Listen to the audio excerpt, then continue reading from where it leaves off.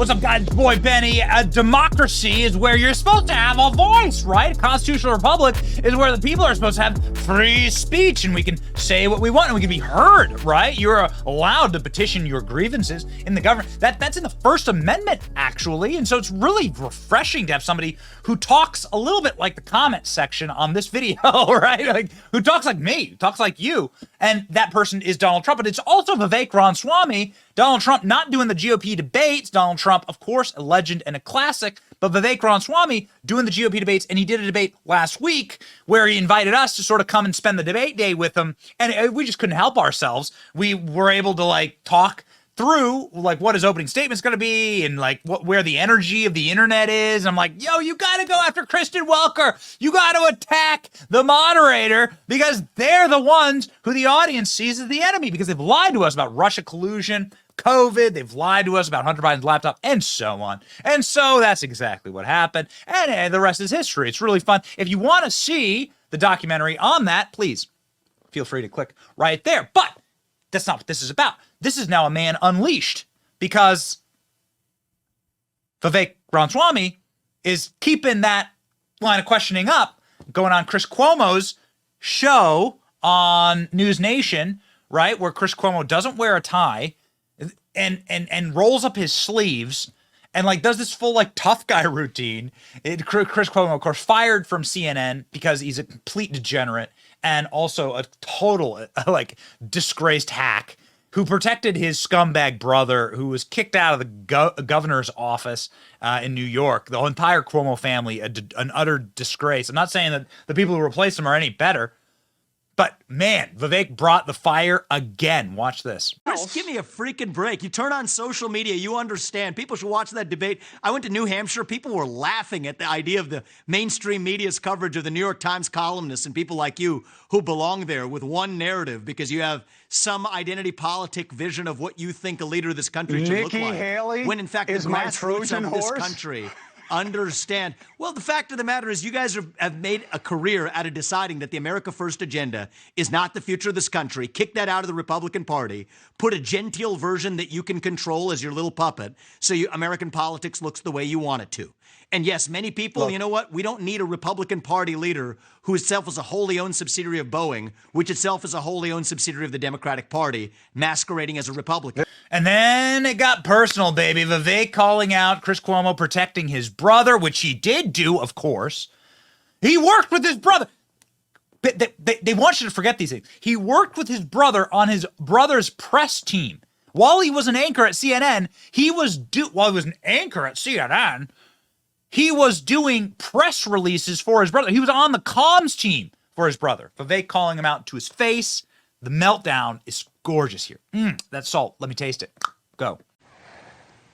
Ramaswamy, why do you keep going at Nikki Haley? Why do you think this is going to bear fruit? Chris, I don't know what you've been smoking, man. You and the rest of the mainstream media. It's laughable. Nikki Haley's been going after me the whole campaign. First debate, second debate. You know, she's been trailing me for much of the time, but I realize the establishment media has realized that there's a puppet they want to put up.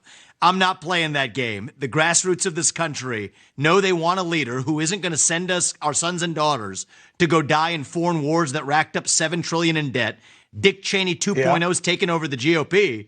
Problem is the Democratic establishment media is now rooting for war, too. I'm the only candidate speaking for a true America First agenda on that debate stage, and I think we're going to be successful. Vivek, how are you going to bring people together when you just put together a tapestry of conspiracies? You know that I'm not pitching anything about Chris, Nikki Haley. What are you talking about? She won't even come on my show. There's no tapestry. She won't even come on my show. Tapestry what are you talking about, Pepe? I'm sure she doesn't. Hold on a second. I let you put it out there, and now, I get to finish smoking, and now I get to answer, which is, this is what the media is doing, is putting up Nikki Haley against me because they know I'm the real deal. Please. She hasn't even been on my show. I'm just watching you get slapped around by her, and I'm wondering what your strategy is. The fact of the matter is, Chris, my strategy is calling out the mainstream media like I did to Kristen Welker at the start of that debate. I asked her about the Trump-Russia collusion hoax, told her to look the audience in the eye and apologize to them. Just like I'll tell you, you're part of the mainstream media despite pretending like you're not. Look the audience in the eye and tell them how you covered for your brother. For all that happened. I'm part of the mainstream media. Hey, listen. And you play the same games that the rest of the mainstream media does. You don't want to take care of your family? That's fine. You have been covering for your brother. You have been playing a game. You were kicked off there at CNN. Of course I helped my brother. Of course I do. And you know what? That's been journalistic standards that have now been failed, not just by you, but by every member of the broken political media. So yes, it is going to take an outsider to call it out. And you want to look at everyone in the media is responsible for covering for my brother? See what I'm saying? 90%. You miss 90% of the media is colluding with respect to pushing one answer Vivek, on the American public for the origin of COVID-19, which is what? To the Hunter Biden laptop story, what to now which people they decide they want to put up as their puppets to take on Donald Trump. And that's just the fact of the matter. Look. So the best part about these clips, of course, is that there's going to be a NewsNation debate. There's a debate like coming up in December, and it's like a NewsNation debate. So hopefully Cuomo will be one of the moderators. It's going to be amazing. And we'll be able to see that live on the debate stage. So it's good, like good. Yes, give me more into my veins. Call these people out. Call them out. They can't stand. They don't know what to say when you call them out. They don't know what to say. It's wonderful.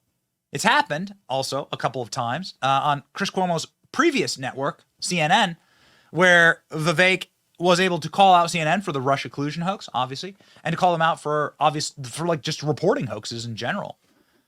Jim Acosta getting completely wrecked, along with Chris Cuomo's replacement, which is just a thing of beauty. Enjoy. Let me get to some issues. This week, Trump opened up a rally in Texas with the rendition of the national anthem sung by some of the January 6 rioters who broke into the Capitol. He went on to call them hostages. Do you agree with Trump that January 6 prisoners are hostages? I think many peaceful protesters on January 6th should absolutely not be in prison. We have a dual standard of justice in this country. One standard applied but Trump is using the word hostages. Do you think that they're hostages? For the prior 2 years. Isn't that irresponsible to call them hostages with what's going on in Israel right now? I mean, Jim, let me just be really clear about what's irresponsible as it relates to coverage of Donald Trump. And I think that your network and others like you owe some accountability here. From the Russia collusion hoax that never was, to the Hunter Biden laptop story that was actually real before the election were told that it was false. So I think that the real accountability here belongs to the media. Speak the truth, admit accountability where you were wrong. The question is whether you agree with him calling them hostages. Were denied constitutional rights. Well, I think I agree with the spirit of it. The spirit of it is those people, many of them have been denied their constitutional rights, and many of them who were peaceful. They're going through the justice process. A different standard of the rule of law to them than somebody else. Well, I don't think that many of those prosecutions are just. My view is if you're using one standard of political prosecution for somebody because they have political views different from your own, that's not justice. That is injustice. And that's why I've said that anybody who is a peaceful protester on January 6th, for those peaceful protesters, they will earn a pardon from me on day one. And I will stand by that, Jim. All right. And you made waves this week for the deal you said you would cut with Vladimir Putin to end Russia's war in Ukraine. Let's listen to this. The most important element is Russia exit its military alliance with China. We make a hard commitment that NATO not admit Ukraine to NATO. Tell me on this deal. And then here we'd freeze the current lines of control. What? Freeze the current lines of control. You would give Putin everything I wouldn't he's give him stolen? anything. I would freeze the current lines of control. Why would you cut a deal with Vladimir Putin? Why would you trust Putin to keep his end of a deal? I don't trust Putin, but I trust Putin to follow his self-interest just as he can trust us to follow ours. And the fact of the matter is our engagement in Ukraine has been a disaster.